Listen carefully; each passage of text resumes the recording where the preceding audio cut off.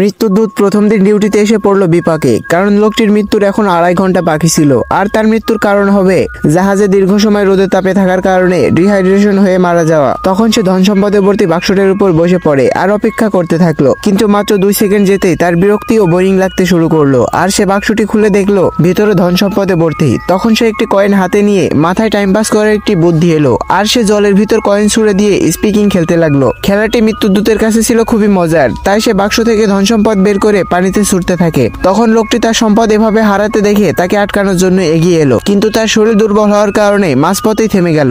ঠিক তখনই সেখানে দেখা গেল একটি বড় মাছের। মৃত্যুদূত তখনই একটি বুদ্ধি বের করলো আর নৌকা থেকে দড়ি বের করে একটি কয়েনের সঙ্গে বেঁধে মাছ ধরার ফাঁদ তৈরি করলো। 2 সেকেন্ডের মধ্যে বড় মাছটি ফাঁদে আটকে গেল, কিন্তু সেটা এতটাই শক্তিশালী ছিল যে মৃত্যুদূতকে টেনে পানিতে নিয়ে আসলো আর সে নৌকার চারদিকে ঘুরতে থাকলো। এটা দেখে লোকটার মাথা ঘুরে অজ্ঞান হয়ে যাওয়ার উপক্রম। আর তখন জানা গেল এটি কোনো সাধারণ মাছ ছিল না, এটি ছিল সমুদ্রের তলদেশে থাকা বিশাল সাইজের একটি দানবীয় মাছ।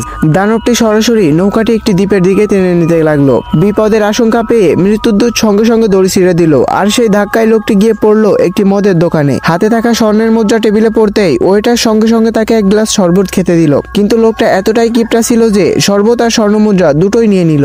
এদিকে মৃত্যুদূত অতিরিক্ত বাদজামি করার জন্য দড়িতে আটকে সম্পদ সহকারে সমুদ্রের তলদেশে ডুবে গেল। ভিডিওটি ভালো লাগলে চ্যানেলটি সাবস্ক্রাইব করে সঙ্গেই থাকো।